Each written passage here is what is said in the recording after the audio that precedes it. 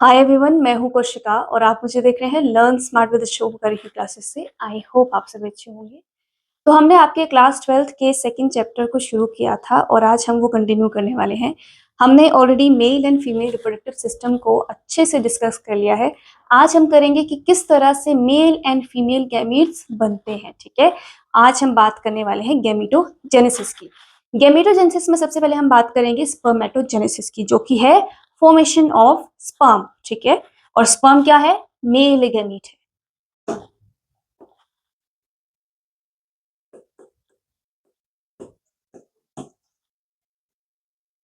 Spermatogenesis, formation of male gamete, that is sperm. Okay, ये कब शुरू होता है? जब मेल जो है प्यूबर्टी की एज हिट करता है। जैसे ही प्यूबर्टी की एज पे पहुंचेगा मेल, तो उसकी बॉडी में स्पर्म बनना शुरू हो जाएगा। ओके, तो हम यहाँ पे लिखेंगे कब स्टार्ट होता है। Starts at the age of puberty. अब प्यूबर्टी में ऐसे क्या चेंजेस आ रहे हैं कि जिसकी वजह से स्पर्म्स बनना शुरू हो रहे हैं। ठीक है, तो वहां पर कुछ हार्मोनल रेगुलेशन जो होता है, हार्मोन्स रिलीज होते हैं जिसकी वजह से स्पर्म बनना शुरू हो जाते हैं। तो सबसे पहले स्पर्मेटोजेनेसिस की जो प्रोसेस है, उसे समझने के लिए पहले हमें ये पता होना चाहिए कि कौन कौन से जो ग्लैंड है, कहाँ कौन सी चीज काम कर रही है, हार्मोन्स कौन से काम कर रहे हैं। तो हम सबसे पहले बात करेंगे हार्मोनल रेगुलेशन की। ओके,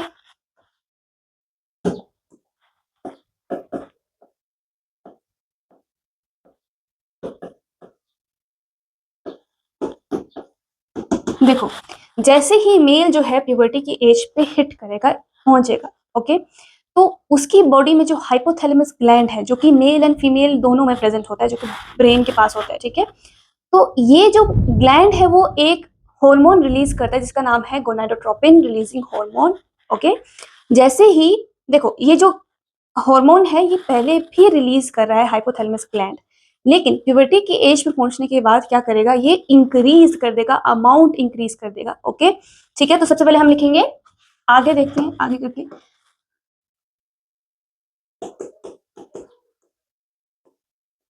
हाइपोथैलेमस ग्लैंड आया,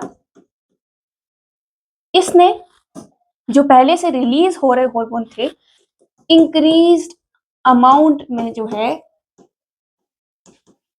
किसका होगा, गोनाडोट्रोपिन, गोनाडोट्रोपिन। ठीक है, रिलीजिंग हार्मोन, जिसे हम क्या कहते हैं, GnRH। ठीक है, ये रिलीज हुआ। अब ये जो रिलीज्ड हार्मोन है, ये जाएगा और काम करेगा किसके ऊपर, एंटीरियर पिट्यूटरी ग्लैंड के ऊपर। ठीक है, एक्सटीरियर पे नहीं करता है क्योंकि वहां पे चीजें स्टोर होती है। ठीक है, ये कहां पर जाएगा, एंटीरियर पिट्यूटरी ग्लैंड पर जाकर काम करेगा। ओके, रिलीज किसने किया, हाइपोथैलेमस ग्लैंड ने किया, इंक्रीज अमाउंट में किया। पहले भी होता था, जब मेल जो था वो प्यूबर्टी के एज पे नहीं था तब भी होता था, लेकिन इतना नहीं था कि स्पर्मेटोजेनेसिस हो सके। ओके, तो यहां पर लिखेंगे एक्ट ऑन, किसके ऊपर जाके काम करेगा ये, एंटीरियर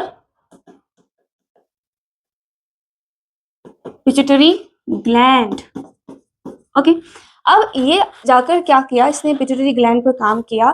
अब ये जो पिट्यूटरी ग्लैंड है, स्टिमुलेट होकर क्या करेगा, सिंथेसाइज करेगा और सेक्रीट करेगा दो गोनाडोट्रोपिन हार्मोन। ठीक है, ओके, नाम अब नाम देखिए यहाँ पे क्या लिखा है, गोनाडोट्रोपिन रिलीजिंग हार्मोन। ओके, तो ये क्या है, अब ये जो ग्लैंड है जाकर क्या करेगा, सिंथेसाइज करेगा, क्रिएट करेगा क्या, दो हार्मोन जो आगे जाकर कुछ काम करेंगे, देखेंगे हम। ठीक है,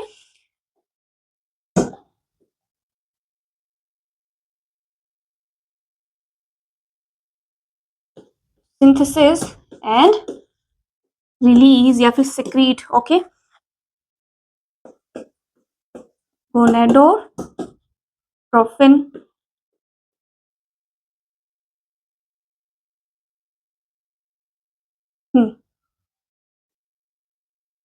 यहाँ पे लिखते टू गोनाडोट्रोपिन हार्मोन। ठीक है,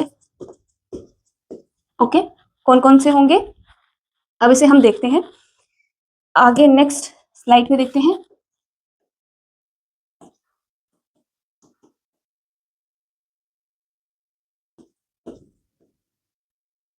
एक आया जिसका नाम है ल्यूटिनाइजिंग हार्मोन,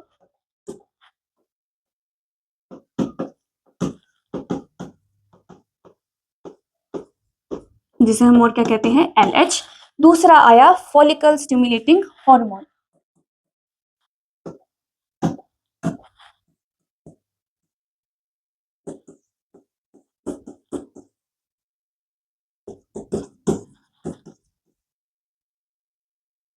जिसे हम क्या कहते हैं, FSH। ओके, तो ये जो है दो हॉर्मोन्स कौन रिलीज करेगा, पिट्यूटरी ग्लैंड जो है रिलीज करेगा। ओके, अब दोनों के जो है फंक्शन देख लेते हैं कि किस तरह से स्पर्मेटोजेनेसिस में हेल्प करेंगे। जो ल्यूटिनाइजिंग हार्मोन है वो जाकर काम करता है किसके ऊपर, लेडिंग सेल्स के ऊपर, एक्ट्स ऑन। अब ये लीडिंग सेल्स क्या है, अगर आपने टेस्टिस के बारे में पढ़ा है, ठीक है, सेमिनिफेरस ट्यूब्यूल्स के बारे में मैंने पढ़ाया है, तो वहां पर क्या होता है, जो सेमिनिफेरस ट्यूब्यूल है, ओके, जो सेमिनिफेरस ट्यूब्यूल है उसके बाहर जो इंटरस्टिशियल स्पेस होता है, ओके, उनके अंदर आपके पास क्या होते हैं, नर्व सेल्स एंड वेसल्स भी होते हैं, और साथ में क्या होंगे, ये लीडिंग सेल्स भी प्रेजेंट होते हैं, जिसको हम और क्या कहते हैं, इंटरस्टिशियल सेल्स कहते हैं। ओके, तो ये जाकर किसके ऊपर काम करेगा, लीडिंग सेल्स के ऊपर काम करेगा। ओके, एंड जो लीडिंग सेल है वो स्टिमुलेट होकर क्या बनाएंगे, सिंथेसाइज करेंगे एंड सेक्रीट करेंगे कौन सा हार्मोन, एंड्रोजन को रिलीज करेंगे। ठीक है, synthesis and secretion of androgen. ठीक है, अब जो एंड्रोजन है आगे जाकर क्या बनाएगा, स्टिमुलेट करके स्पर्मेटोजेनेसिस में हेल्प करेगा। ओके,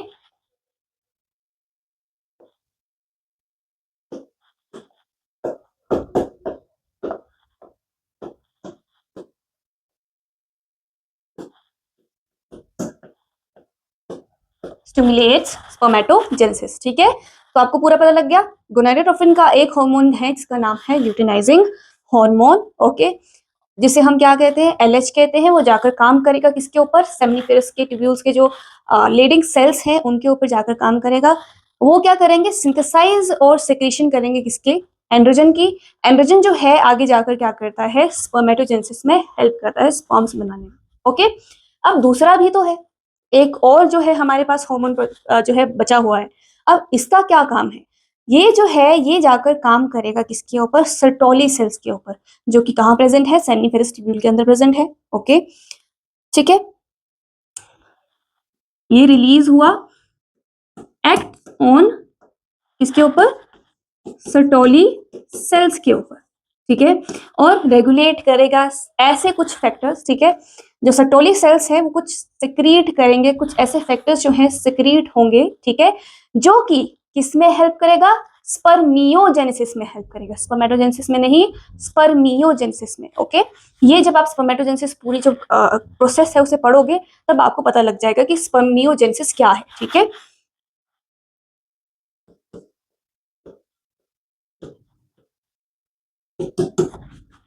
तो यहाँ पे लिख देती हूँ मैं, secrete some factors which helps in spermiogenesis, मतलब कुछ ऐसे प्रोटीन जो है वो रिलीज करेगा, बनाएगा। ठीक है, जो कि स्पर्मियोजेनेसिस में हेल्प करेगा। ठीक है, तो ये आपका क्या है, पूरा हार्मोनल रेगुलेशन है। अब देखो यहाँ पर एक चीज बहुत इंपॉर्टेंट है कि जो स्पर्मेटोजेनेसिस है वो पूरे टाइम तो नहीं होती रहेगी ना। अगर किसी मेल के अंदर जो है इनफ स्पर्म्स हैं तो वो बनाते तो नहीं रहेगा, है ना। तो उसके लिए क्या होता है, जो आपका सर्टोली सेल है, ठीक है, मान लीजिए कि हमें पता है कि जो मेल है उसके अंदर या फिर स्पर्म जो है अच्छी तरह से बन चुके हैं, इनफ अमाउंट में जो है बन चुके हैं, तो जो सर्टोली सेल है वो रिलीज करता है एक और हार्मोन जिसे हम कहते हैं इनहिबिन। ओके,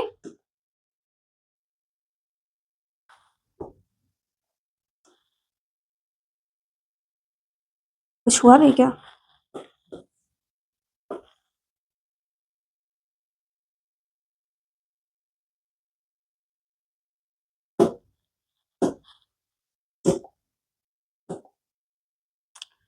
इसको मुझे थोड़ा सा छोटा करना है ताकि मैं थोड़ा सा स्पेस बना सकूं लिखने के लिए। Okay, yes, enough. ओके, तो क्या होगा, आफ्टर इनफ स्पर्मेटोजेनेसिस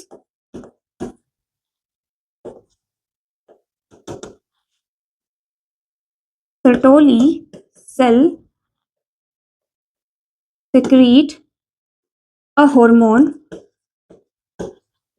कौन सा हार्मोन होगा, जिसे हम कहते हैं इनहिबिन। नाम से ही आपको पता लग रहा है कि ये क्या करेगा, इनहिबिट जो है करेगा किसे, स्पर्मेटोजेनेसिस को। ठीक है, इनहिबिन जो है हार्मोन जो है, अब ये जो हार्मोन रिलीज किया है सर्टोली सेल ने, वो जाकर किसके ऊपर, कहाँ जाएगा, हाइपोथैलेमस के पास जाएगा। ओके, और उसे नेगेटिव इंफॉर्मेशन या फिर नेगेटिव सिग्नल जो है वो देगा, ताकि हाइपोथैलेमस जो है ये पूरे जितने भी हार्मोन है इनका रिलीज कम कर दे। Okay, negative signal to stop what, एक मिनट, स्पर्मेटोजेनेसिस। ओके, तो इस तरह से हार्मोनल रेगुलेशन होता है। ओके, अब जो है हार्मोन्स रिलीज हो चुके हैं, अपना अपना काम कर रहे हैं।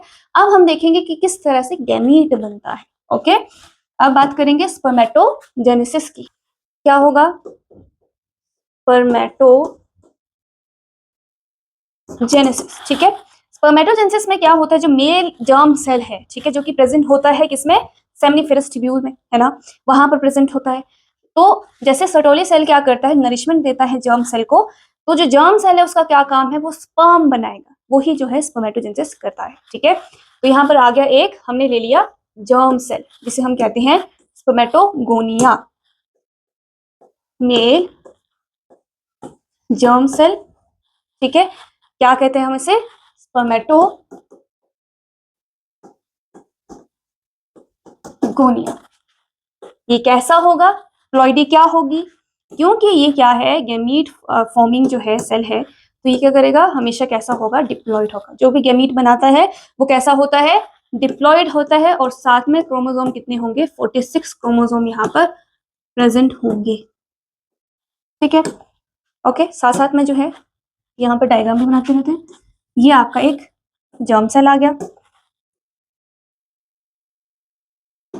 ठीक है, कैसा है, हैप्लॉइड एंड 46 यहाँ पर क्रोमोसोम होंगे। अब ये जो मेल जर्म सेल है ये क्या करेगा, माइटोसिस करेगा। ठीक है, माइटोसिस में क्या होगा, जो इनका क्रोमोसोम नंबर है वो इंक्रीज नहीं होगा या रिड्यूस नहीं होगा। ठीक है, यहाँ पर क्या होगा, सिर्फ और सिर्फ जो नंबर है, सेल्स जो है डिवाइड होंगे, लेकिन क्रोमोसोम नंबर नहीं रिड्यूस होता है। ठीक है, तो यहाँ पर क्या हो गया, माइटोसिस आ गया। माइटोसिस करने पर हमें मिलता है प्राइमरी स्पर्मेटोसाइट, प्राइमरी स्पर्मेटोसाइट्स। ठीक है, जो कि कैसे होंगे, क्योंकि क्रोमोसोम नंबर जो है नहीं रिड्यूस हुआ है, तो ये कैसे होंगे, डिप्लॉयड एंड 46 यहाँ पर क्रोमोसोम होंगे। ठीक है, यहाँ पर भी बना लेते हैं, ये डिवाइड करके कितने सेल बनाएगा, 2 सेल बनाएगा। ठीक है, 2 सेल बन गए, दोनों कैसे है, डिप्लॉयड है एंड 46 दोनों में क्या होंगे, क्रोमोसोम होंगे। ठीक है, कौन सी डिवीजन हुई है, माइटोसिस हुआ है। ठीक है, अब जो ये प्राइमरी स्पर्मेटोसाइट है ये करेगा रिडक्शन डिवीजन। ठीक है, मतलब कि मियोसिस 1 में क्या होता है, जो सेल है वो डिवाइड होता है, और साथ में जो क्रोमोसोम नंबर है वो भी हाफ हो जाता है। ठीक है, तो हाफ होगा मतलब यहाँ पर 23 हर एक सेल में क्रोमोसोम आ जाएंगे। ठीक है, मियोसिस 1, ओके, जिसे हम क्या कहते हैं, रिडक्शन डिवीजन। ओके, क्या बना, सेकेंडरी स्पर्मेटोसाइट्स। ओके, अब यहाँ पर क्या हुआ, रिडक्शन डिवीजन हुई है, तो इसका मतलब ये हैप्लॉइड हो जाएगा। ओके, और साथ में 23 यहाँ पर क्रोमोसोम हर एक सेल में होंगे। ऐसे में प्राइमरी ऐसे कर दिया हमने, ठीक है। अब ये जो एक सेल है वो 2 सेल बनाएगा, दूसरा भी 2 सेल बनाएगा, तो हर एक सेल के पास क्या है, 2 इक्वल सेल नए जो है बनेंगे, ठीक है। ओके, और टोटल कितने हो गए, 4 यहाँ पर सेल बन गए।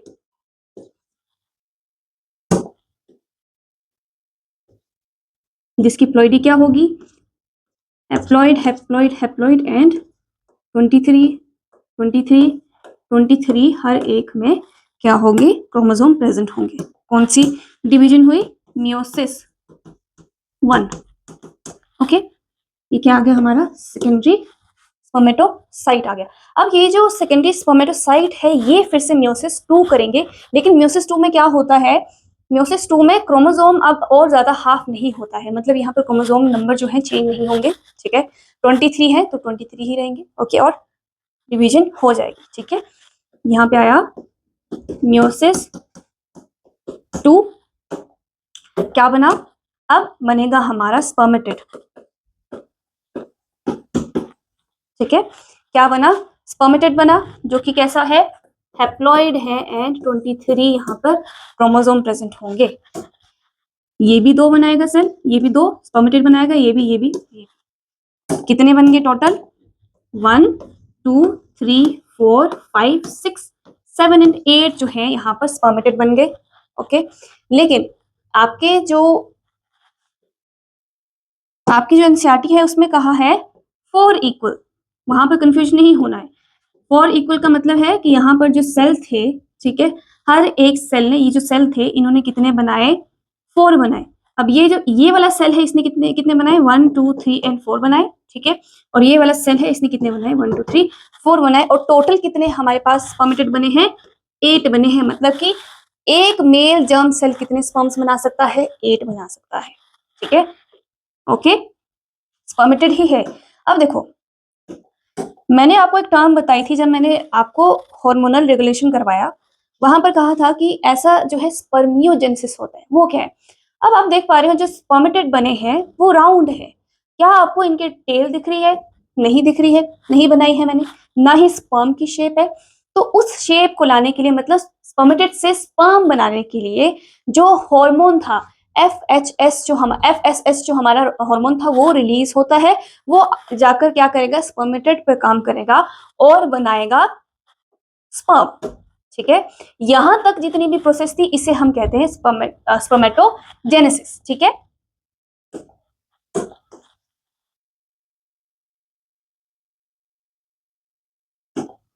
इसको मैं थोड़ा सा,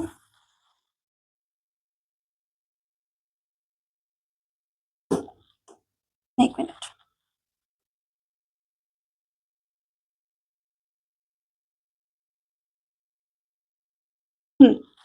ठीक है। अब यहां पर क्या आएगा, कौन सी प्रोसेस हुई, स्पर्मियोजेनेसिस हुई, ठीक है। कौन काम करेगा यहाँ पर, FSH जो है काम करेगा, ठीक है। हार्मोन यहाँ पर आएगा जो कि स्पर्मियोजेनेसिस में हेल्प करेगा, कुछ ऐसे जो फैक्टर्स हैं, प्रोटीन्स है वो बनाएगा, जिसकी वजह से स्पर्मेटेड से अब क्या बनेगा, स्पर्म बनेगा, जो कि कैसा है, हैप्लॉइड है, एंड इसकी प्लॉइडी क्या होगी, 23 क्रोमोसोम। ओके, यहाँ पर भी हम करते हैं,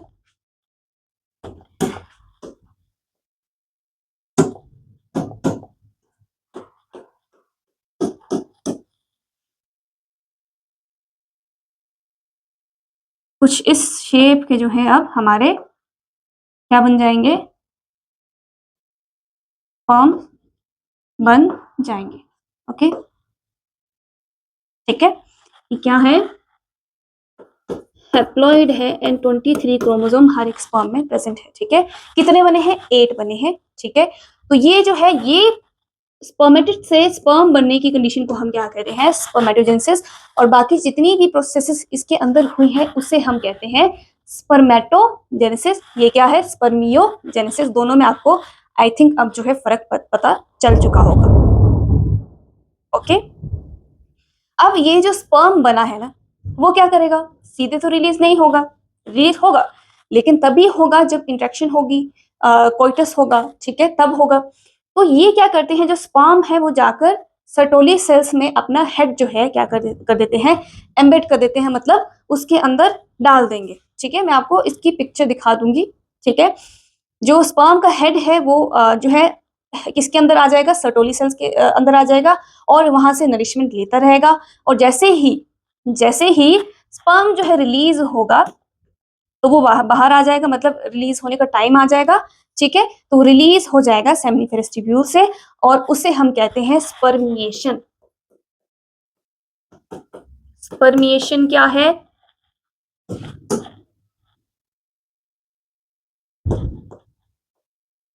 रिलीज ऑफ स्पर्म।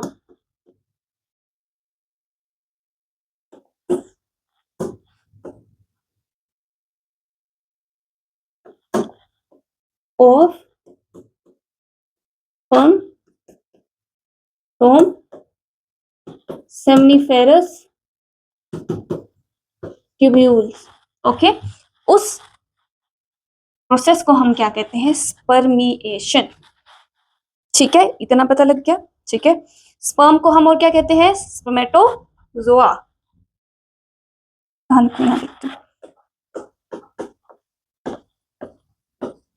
स्पर्मेटोजोआ इसे हम कहते हैं, ठीक है।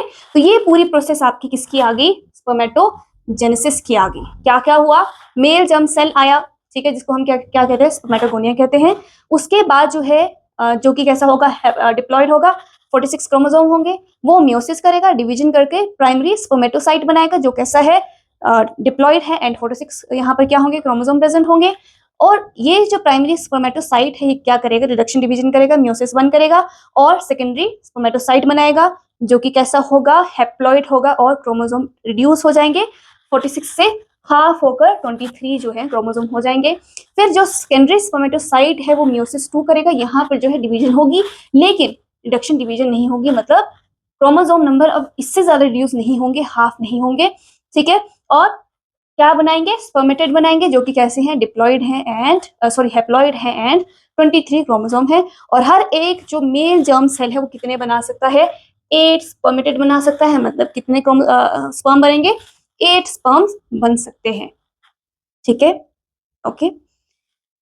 आपको आई थिंक मैंने जो है पूरी तरह से कंप्लीटली स्पर्मेटोजेनेसिस के बारे में बता दिया है, ठीक है। ये पूरी प्रोसेस जो है स्पर्मेटेड तक, इसको हम क्या कहते हैं, स्पर्मेटोजेनेसिस, ओके। और ये क्या है, स्पर्मियोजेनेसिस है।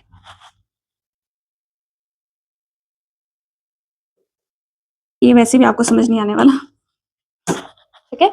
यहीं पे जो है मैंने बता दिया है कि ये प्रोसेस क्या है, स्पर्मियोजेनेसिस है, ठीक है, स्पर्मेटेड से स्पर्म बनाने की।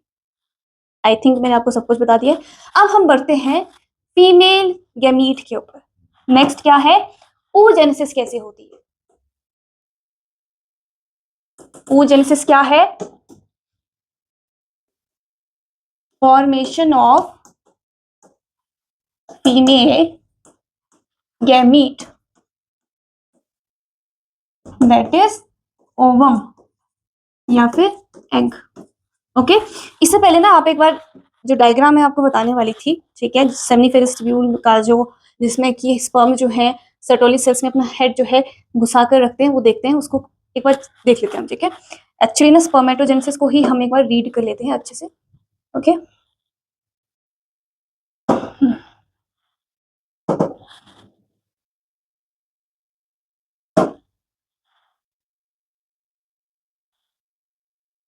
ये देखो, ये क्या है, स्ट्रक्चर है स्पर्म का, लेकिन उससे पहले हम देखते हैं। ये देखो, ये मैं बता रही थी क्या है, ये सेक्शनल व्यू है सेमिनिफेरस ट्यूब्यूल का, जो कि देखो ये आपको पूरा प्रोसेस यहाँ पर ही आपको पता लग जाएगा।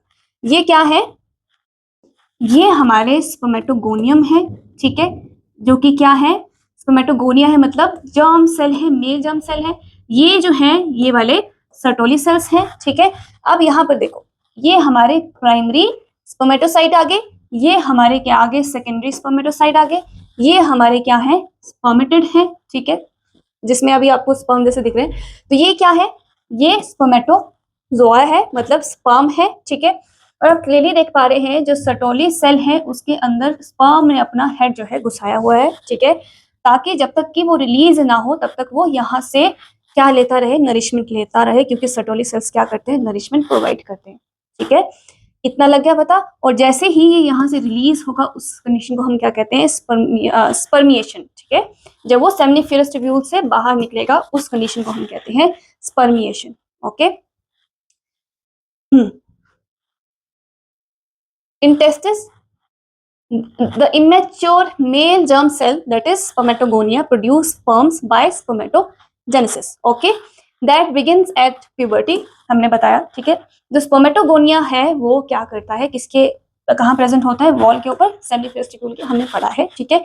जो कि मल्टीप्लाई होगा किसके थ्रू, माइटोसिस के थ्रू, ठीक है, एंड इंक्रीज करेगा नंबर्स में, okay. Each spermatogonia is diploid and contain 46 chromosome, हमने देखा, ठीक है। Some of the spermatogonia called primary spermatocyte periodically undergo meiosis, जिसकी वजह से क्या होगा, the primary spermatocyte completes the first meiotic division, reduction division leading to formation of two equal haploid cells, ठीक है, हमने ये सारा देख लिया है। उसके बाद क्या होगा, secondary spermatocyte होगा, ठीक है, which have only 23 क्रोमोसोम, ये भी मैंने बताया है। फिर स्पर्मेटोस जो आपके सेकेंडरी स्पर्मेटोसाइट होगा वो क्या करेगा, मियोसिस 2 करेगा और प्रोड्यूस करेगा 4 इक्वल, मतलब हर एक सेल जो है 4 इक्वल स्पर्मेटेड बनाएंगे, मतलब 8 यहाँ पर क्या हो गए, स्पर्मेटेड सारे हो गए, ठीक है। और फिर क्या होगा, स्पर्मेटोजोआ जो है वो स्पर्म फिर जो स्पर्मेटेड है वो बनेगा स्पर्मियोजेनेसिस के थ्रू क्या, एक स्पर्म, ठीक है। और जैसे ही स्पर्मियोजेनेसिस हो जाएगी तो ये अपना हेड जो है एम्बेडेड कर देगा, अंदर जो है घुसा देगा किसके, सटोली सेल्स के। एंड फाइनली जब रिलीज होने का टाइम होगा तो रिलीज होगा और उसका उसे हम क्या कहते हैं, स्पर्मिएशन कहते हैं। यहां पर पूछा है what would be the number of chromosome in a spermatid, कितने होंगे, 23 होंगे, ओके, ठीक है। ये क्वेश्चन पूछा गया है आपसे, मैंने आपको बता दिया कितना होगा, 23 होंगे क्योंकि हैप्लॉइड है, ठीक है। आगे बढ़ते हैं, नेक्स्ट हम देखते हैं, ये सब वही है कि किस तरह से जो है आपके गोनाडोट्रोपिन रिलीजिंग हार्मोन जो है कैसे काम करता है, कौन सी चीजें, ये क्या है आपका हार्मोनल रेगुलेशन के बारे में बताया है, ठीक है। अब हम जो है स्पर्म देख लेते हैं कि किस तरह का स्पर्म होता है, जिसके बारे में आपको ज्यादा जो है एनसीईआरटी में नहीं बताया है, ठीक है। तो हम उतना ही पढ़ेंगे जितना एनसीईआरटी में है, ठीक है। जो स्पर्म है वो 3 जो है डिवाइडेड है, किस किस में, हेड में, नेक में, मिडिल पीस में और टेल में, ठीक है। ये पूरा जो है हेड आ गया, ये नेक है, ये मिडिल पीस है और ये पूरी टेल आ गई, ठीक है। अब हेड जो है इसके अंदर जितना भी क्रोमोसोमल जो है मटेरियल है, न्यूसेलस होगा, न्यूक्लियस होगा, ठीक है, वो प्रेजेंट होगा। और साथ में अगर आप देखो तो ये जो जगह है इसे हम कहते हैं एक्रोसोम, जो कि क्या करता है, एक्रोसोम जो है इसके पास ऐसी कुछ एंजाइम्स होती है जो कि हेल्प करता है किसमें, जब ये स्पर्म जो है एग के पास पहुंचेगा तो एग का जो वॉल है उससे तोड़ने के लिए ये क्या करता है, कुछ ऐसी एंजाइम्स जो है रिलीज करता है, ठीक है, जो कि फर्टिलाइजेशन ऑफ ओव्यूम में हेल्प करेगा, ठीक है। Acrosome, the acrosome is filled with enzymes that helps in fertilisation of ovum, ठीक है। मिडल पीस अगर आप देख पा रहे हैं यहाँ पर, तो यहाँ पर आपको बहुत सारे जो है क्या दिख जाएंगे, माइटोकॉन्ड्रिया दिख जाएंगे, जो कि क्या करेंगे, जब ये स्पर्म जो है रिलीज होगा तो इसे फिर स्विम भी तो करना पड़ेगा, तभी ये अपने डेस्टिनेशन तक पहुंच पाएगा। तो जो एनर्जी है वो कहाँ से आएगी, माइटोकॉन्ड्रिया जो है बनाएगा, ठीक है। और कहाँ से, ये जो आपका जो सीमन होता है, ठीक है, मेल का जो सीमन होता है उसके अंदर जो है कुछ फ्रक्टोज होते हैं, ठीक है, प्रोटीन प्रेजेंट होते हैं, जिसके थ्रू जो है ये पूरा जो स्पर्म है एनर्जी लेता है, ठीक है, ओके। और टेल के थ्रू ये क्या करेगा, स्विम करेगा। तो ये एक बेसिक स्ट्रक्चर है किसका, स्पर्म का, ठीक है। यहाँ पर कहा भी है जो सीमन है वो सिर्फ और सिर्फ स्पर्म नहीं होते हैं, वो क्या होता है साथ में प्लाज्मा, सेमिनल प्लाज्मा भी होता है, जिसके बारे में हमने डिस्कस कर लिया है already, okay. The function of male sex accessory duct and glands are maintained by the testicular hormone that is androgen, जो कि spermatogenesis में भी हेल्प करता है।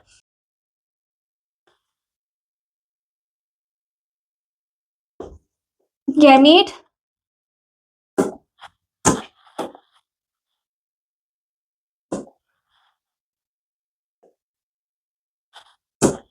क्या आया, oogenesis, ठीक है। oogenesis क्या है, formation of female gamete, formation of female gamete that is ovum, ठीक है, या फिर एग हम उसे कहते हैं, ठीक है। उस प्रोसेस को हम क्या कहेंगे, oogenesis कहेंगे। अब जो बच्चों oogenesis है ना, वो थोड़ा स्पर्मेटोजेनेसिस से डिफरेंट है। जैसे कि स्पर्म जो है मेल में तब बनेंगे जब मेल जो है प्यूबर्टी हिट करेगा, लेकिन ये जो oogenesis की प्रोसेस है फीमेल में, वो तब ही शुरू हो जाती है जब वो खुद एक फीटस है, मतलब कि अभी एम्ब्रियोनिक डेवलपमेंट उसकी हो रही है, वो अभी बेबी जो है बन रहा है, ग्रो हो रहा है। तो उसी टाइम पर अराउंड 5 to 6 मंथ जो है, जब वो 5 to 6 मंथ का जो है प्रेगनेंसी उसकी हो जाएगी, ठीक है, तो उस टाइम पर जो है फॉर्मेशन होगी, ठीक है। उस टाइम पर स्टार्ट होगा क्या, oogenesis। ये काफी डिफरेंट है जो आपका मेल है, क्योंकि मेल में तो प्यूबर्टी में हो रहा है, लेकिन फीमेल तो अभी पैदा भी नहीं हुई है, अभी जो है वूम में है, मदर की टमी में है, तभी जो है ये बनना शुरू हो जाता है। तो यहां लिखेंगे हम स्टार्ट्स एट या फिर ड्यूरिंग एम्ब्रियोनिक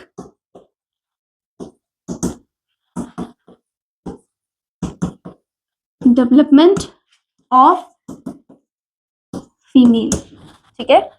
और यहाँ पर ना जो जैसे कि स्पर्मेटोजेनेसिस में हमने स्पर्मेटोगोनिया देखा था, जर्म सेल था, उसी तरह यहाँ पर जो गैमीट मदर सेल है वो बनेंगी, ठीक है।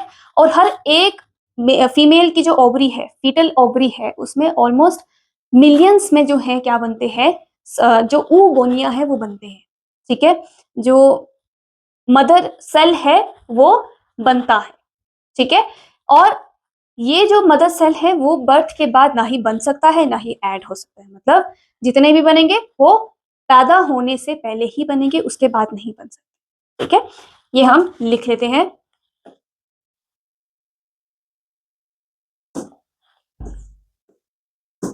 Couple of million gamete mother cell, that is oogonia, are formed in each fetal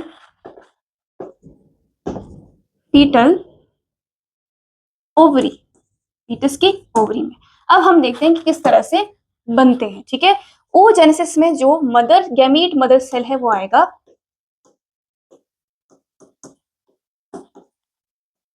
oogonia कैसा होगा, ऑब्वियसली डिप्लॉयड होगा एंड 46 क्रोमोसोम वाला होगा, ओके। ये जो है ये आया, इसने क्या किया, माइटोसिस किया, माइटोसिस के बाद क्या बना, प्राइमरी oocyte बने, ठीक है, जो कि क्या है, डिप्लॉयड है, ठीक है। जैसे कि स्पर्मेटोजेनेसिस में स्पर्मेटोसाइट बने थे। लेकिन यहां पर क्या होगा, अब ये जो प्राइमरी oocyte है ये माइटोटिक डिवीजन करेगा, लेकिन ये आकर अरेस्ट हो जाएगा कौन से फेज में, प्रोफेज 1 में अरेस्ट हो जाएगा, ठीक है।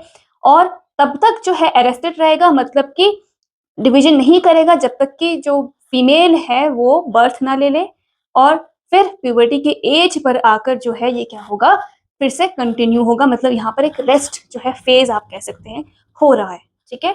तो हम यहाँ पे लिखेंगे arrested in prophase 1 of division in fetus, okay. ये आया जो कि सेकेंडरी oocyte बनाएगा, लेकिन यहाँ पर क्या है, बर्थ भी हुआ, चाइल्डहुड भी हो गया एंड प्यूबर्टी हिट हुई, तब जो है ये फिर से कंटिन्यू करेगा, यहां से कंटिन्यू करेगा अपनी डिवीजन, ओके। जैसे ही प्यूबर्टी हिट होगी तो प्राइमरी oocyte जो है कंप्लीट करेगा अपना मियोसिस 1, ठीक है।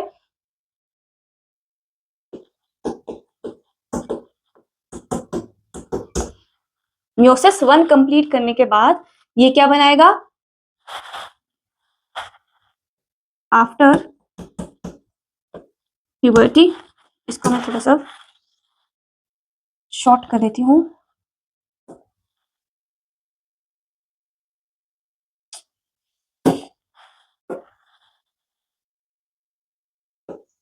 ओके, अब यहां पर जो प्राइमरी oocyte था उसने एक पोलर बॉडी बनाई, ठीक है, जो कि कुछ छोटी सी होगी और कैसी है, हैप्लॉइड है, और एक सेकेंडरी oocyte बनाया।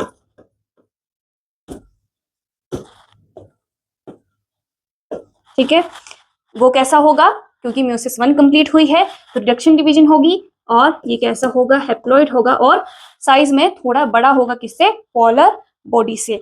इसीलिए यहां पर क्या है, काफी जो है अनइक्वल जो है डिवीजन हुई है। ठीक है, तो इसीलिए हम इस प्रोसेस को क्या कहते हैं, इस फेज को कहते हैं अनइक्वल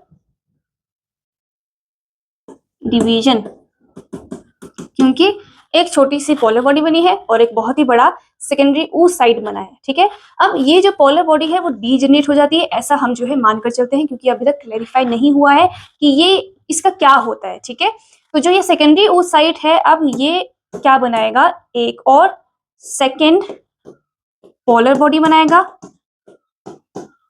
ये क्या है, ये फर्स्ट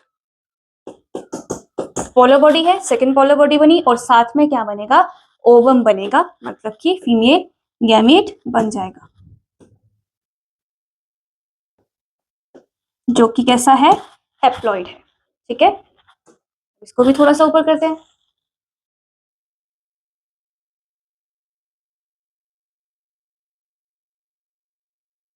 ठीक है, अब ये जो ओवम है ना, इसके साथ साथ एक और जो है प्रोसेस चलती है, जिसमें कि फॉलिकल बनने शुरू हो जाते हैं। क्या होता है, देखो, जैसे ही प्राइमरी oocyte बना, ठीक है, उसके ऊपर ना, ये मान लो एक हमारा क्या है, प्राइमरी oocyte है।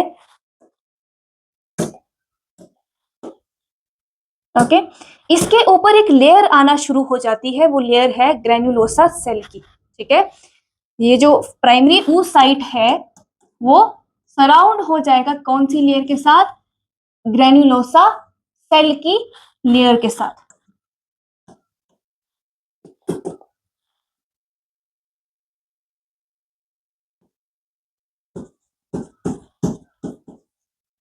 Okay,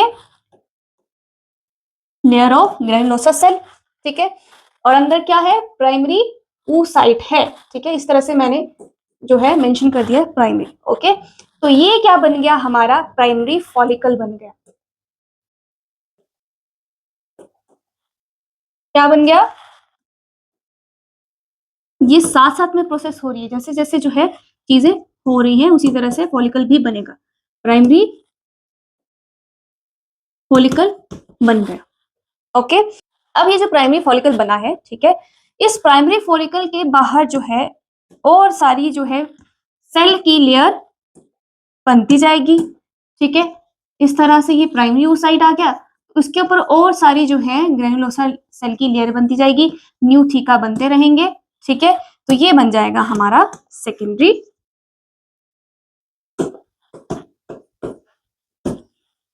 secondary follicle. ठीक है, ये क्या है, ग्रेनुलोसा लेयर आ गई। ओके, अब ये जो सेकेंडरी फॉलिकल है, इसके ऊपर भी जो है नए और जो है लेयर बनती जाएगी ग्रेनुलोसा सेल की। ठीक है, न्यू थीका बनेंगे, तो बन जाएगा हमारा टर्शरी फॉलिकल। क्या बन जाएगा, टर्शरी फॉलिकल। कैसा होगा, वही सेम, ये oocyte आया। अब यहाँ पर कुछ डिफरेंट है, क्या, जो टर्शरी फॉलिकल है इसके अंदर ना एक फ्लूइड फिल्ड कैविटी होती है, जिसको हम कहते हैं एंट्रम, वो प्रेजेंट होगी तो हम उसे कहते हैं टर्शरी फॉलिकल। ठीक है, ये कैसा होगा, कुछ इस तरह से जो है थोड़ा सा स्पेस होगा, जिसके अंदर क्या है, काफी ज्यादा फ्लूइड जो है प्रेजेंट होता है। ओके, और इस फ्लूइड फिल्ड कैविटी को हम क्या कहते हैं, एंट्रम कहते हैं।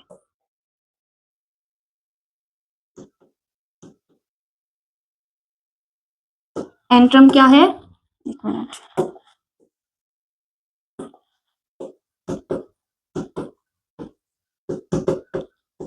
फ्लूइड फिल्ड कैविटी, ठीक है।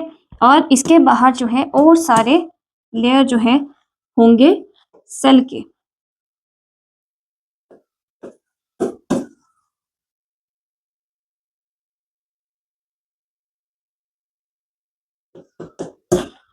ओके, ये कौन सा आ गया?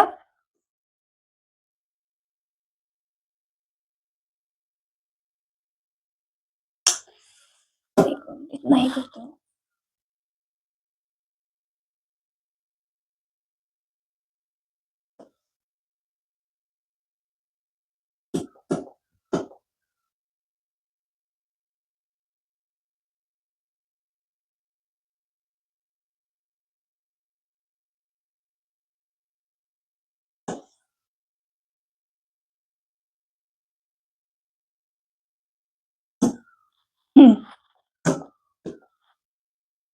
ये क्या आ गई? Tertiary follicle. अब यहाँ पर एक चीज आपने ध्यान देना है कि ये जो पूरी प्रोसेस हो रही है अभी तक, ये जो ऊ साइट है वो कौन सा ऊ साइट है? प्राइमरी ऊ साइट है, ठीक है। ये अभी तक जो है इसने सेकेंडरी ऊ साइट नहीं बना है, ठीक है। ये तब सारी प्रोसेस, मतलब यहाँ पर जो है टर्शरी फॉलिकल बन चुका है। और जैसे ही क्या होगा, अब जो है, अब यहाँ पर इस फेज में जब टर्शरी फॉलिकल बन चुका है तब जो है मियोसिस 1 कंप्लीट होगी, ठीक है। यहाँ पर क्या है? स्टिल प्राइमरी ऊ साइट यहाँ पर है टर्शरी फॉलिकल के टाइम भी, ठीक है। तो यहाँ पर हम लिखेंगे मियोसिस 1 कंप्लीट, ठीक है। इस फेज में, इस पॉइंट पर आकर जो है मियोसिस 1 अभी कंप्लीट होगा और सेकेंडरी oocyte बनेंगे। अब ये जो है मियोसिस 1 कंप्लीट होगी और हमारा सेकेंडरी oocyte बन गया। तो जो सेकेंडरी oocyte है उसके ऊपर, या फिर जो सेकेंडरी oocyte है वो एक न्यू मेम्ब्रेन फॉर्म करता है जो कि प्रोटेक्टिव लेयरिंग है, और उसे हम कहते हैं जोना पेलुसिडा। ओके, ये आपका क्या आ गया? सेकेंडरी oocyte आ गया, ठीक है। ये क्या आ गया? ये क्या है? जोना, क्या आएगा? पेलुसिडा। ओके, क्या है ये? प्रोटेक्टिव लेयर है। ओके, ये क्या है? सेकेंडरी oocyte हमारा आ गया, ठीक है। अब ये जो सेकेंडरी oocyte बन चुका है, ठीक है, अब इसके बाहर जो फॉलिकल था, ठीक है, जो प्राइमरी oocyte का, एक मिनट, ये क्या हो गया? ये जो प्राइमरी oocyte था वो अब जो है म्यूसिस कंप्लीट करेगा तो सेकेंडरी oocyte बनेगा। तो जो बाहर का फॉलिकल है वो क्या हो जाएगा? मैच्योर हो जाएगा, ठीक है। और मैच्योर्ड फॉलिकल को हम क्या कहते हैं? ग्राफियन फॉलिकल कहते हैं, ठीक है। कुछ इस तरह से देखो, ये हमारा सेकेंडरी oocyte आया, ठीक है, जिसके बाहर क्या है? जोना पेलुसिडा है, ठीक है। ओके, अब यहाँ पे ना बहुत सारे लेयर आ जाएंगे, किसके?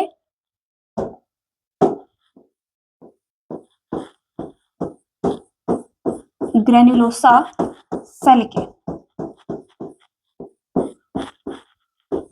बहुत सारे लेयर बन जाएंगे,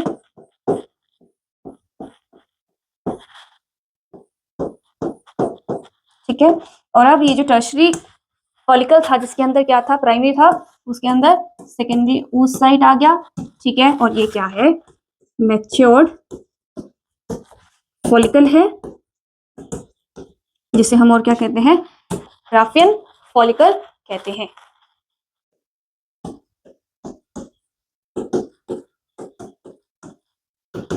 ओके, जिसके अंदर क्या होता है?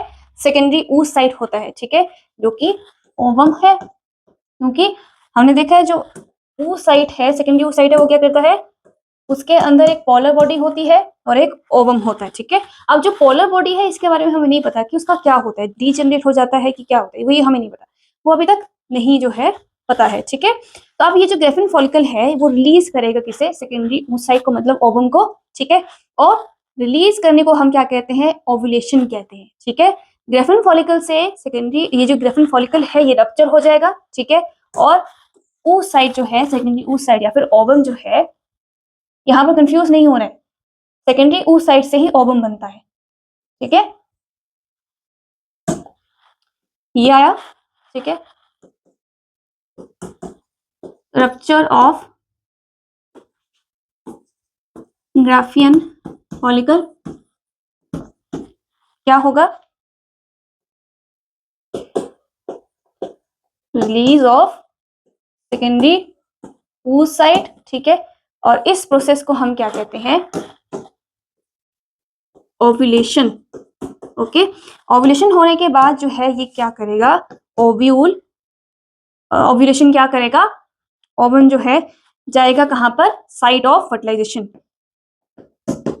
जहां पर वो मेल से मिलकर gamete formation, sorry zygote formation करेगा, ठीक है। तो यहां पर जो है फर्टिलाइजेशन हो जाएगी, ओके, ठीक है। यहाँ पे देखती हूँ ओवम, तो ये पूरी प्रोसेस क्या है, आपकी oogenesis की प्रोसेस है, ठीक है। अब जैसे ही ओव्यूलेशन होगी, ठीक है, फिर यहाँ पर जो है मेंसुरेशन जो साइकिल है वो जो है उसका काफी रोल है, वो हम देखेंगे, ठीक है। नेक्स्ट सेशन में जो है हम करने वाले हैं मेंसुरेशन साइकिल, ओके। तो आई होप आपको ये समझ आ गया होगा कि पहले क्या हुआ, गैमीट मदर सेल आया, ठीक है, उसने माइटोसिस किया, फिर प्राइमरी ऊस साइट बना जो कि मियोसिस करेगा, ठीक है। एक मिनट, यहाँ पे मैंने ना माइटोटिक लिख दिया है विच इज रॉन्ग, यहाँ पर क्या आएगा, मियोटिक, मतलब कि मियोसिस यहाँ पर हो रहा है, ठीक है। तो आपने इस चीज से कंफ्यूज नहीं होना है, मैंने गलती से जो है यहाँ पर माइटोटिक लिख दिया है, ठीक है, यहाँ पर माइटोटिक नहीं होगा, मियोसिस यहाँ पर हो रही है, ठीक है।